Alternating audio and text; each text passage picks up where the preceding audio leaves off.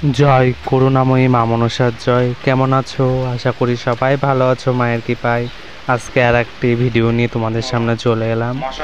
আজকে যেহেতু কয়দিন ধরে বৃষ্টি হচ্ছে, বর্ষা নেমেছে, তো ফুলটাও একটু কম ফুটছে, ফুলটা কম পাচ্ছি, সে কারণে মায়ের মালাটা আজকে ছোট হয়েছে। আর গোপালের মালা, সাদা ফুলের মালাটাও আজকে ছোট করেই গেঁথেছি।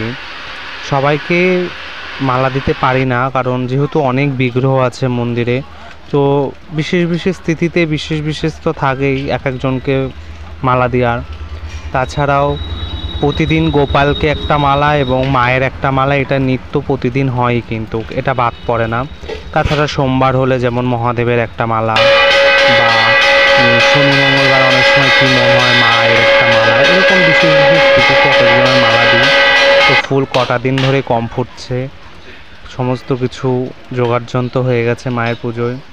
সবচেয়ে বড় কথা কি জানো তো, আমার একটা যেন অভ্যাস, মাকে প্রতিদিন সকালবেলা উঠে স্নান করে মায়ের পুজো করা, নিত্য পুজো করা। আর কিছু নিয়ম আছে, সব কিছু তো দেখাতে পারি না।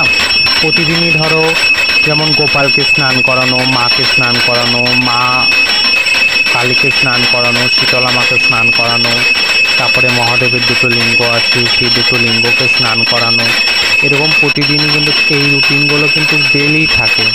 তাছাড়াও মাকে যেভাবে আমি মন থেকেই ভালোবেসে পুজো দিই, যতটুকুনো মা আমাকে শিখিয়ে নিয়েছে ততটুকুনই করি।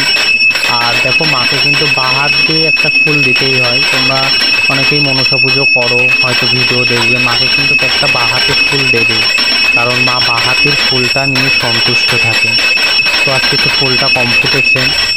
তা অনেক ভক্তরাই আমাকে কমেন্ট করেছো যে দাদা কীভাবে মাকে কাপড় পরাও।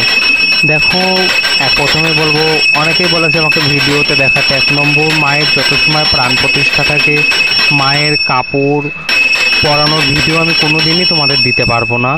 এটা আমি তোমাদের কাছ থেকে ক্ষমা চেয়ে নিচ্ছি। তবে মায়ের যখন বাৎসরিক পুজো হয় তার আগে, যখন মায়ের অঙ্গরাগ হয়ে যায়, তারপরে যখন কাপড়টা পরানো হয়, তখন তোমাদের আমি ভিডিওটা দেখাবো, আমি কিভাবে কাপড় পরাই মাকে, অবশ্যই দেখাবো।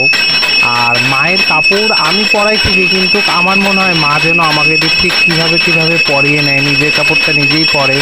ছোটোবেলার থেকে নানান রকমভাবে মাকে কাপড় পরিয়েছি, মানে একটা অভ্যাসে পরিণত হয়েছে।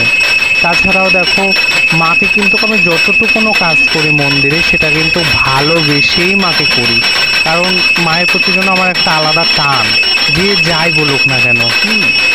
আর প্রচুর ভক্ত হয় মায়ের মন্দিরে, এই যে কাপড় পরানো হয় সমস্তটাই ভক্তদের দান। কিন্তু আমি সবসময় সমস্ত রকম ভিডিও করতে পারি না।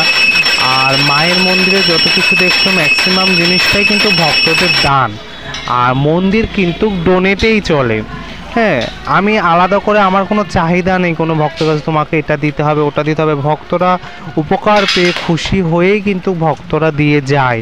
তোমরা দেখেছো আগের ভিডিওতে, প্রতি বৃহস্পতিবার মায়ের মন্দিরে পুজো হয়, প্রচুর ভক্ত আসে, সবাই ফুল জল নিয়ে উপকার পায়, তোমরা ভিডিওতে দেখেছো। আমি কিন্তু কাউকে ডেকে আনি না, মায়ের টানে সবাই আসে। আর অনেক ভক্তরাই আমাকে বলো যে আমি যাব, কিভাবে যাব। আমি প্রথমেই বলবো বাতকুল্লায় আসবে। যারা বাতকুল্লা থেকে ভিডিওগুলো দেখছো তাদেরও বলি, বাতকুল্লা, পাটুলি, বাসন্তীতলা, মনসাবাড়ি, আমার কন্ট্যাক্ট নম্বর দেওয়া রয়েছে, সেটাকে ফোন করে আসবে। আর অবশ্যই টাইমটা বলে দিলাম, প্রতি বৃহস্পতিবার মন্দিরে বসা হয় দুপুর 2টো থেকে, তোমরা 1:30টার মধ্যে মায়ের মন্দিরে কিন্তু আসবে। আর দেখো, মাকে পুজো দেওয়া কমপ্লিট। আর সবসময় কিন্তু আমি চেষ্টা করি মায়ের মন্দিরটা পরিষ্কার রাখার। আর মায়ের বাৎসরিক পুজো সামনে চলে আসছে, সেগুলো নিয়েও ভিডিও দেবো। আমি এখন থেকেই বলবো, মায়ের বাৎসরিক পুজোতে তোমরা সবাই আসো এবং সবাই এক জায়গা হয়ে মায়ের পুজো দেখো, সেটা আমি অবশ্যই ভিডিওর মাধ্যমে দেব। আর তোমরা এটাও জানো মায়ের নতুন মন্দির হতে চলেছে, সেটাও আমি ভিডিওতে দেব, চেষ্টা করব। আর তোমাদের সবাইকে বলছি, তোমরা ভালো থেকো। জয় মা।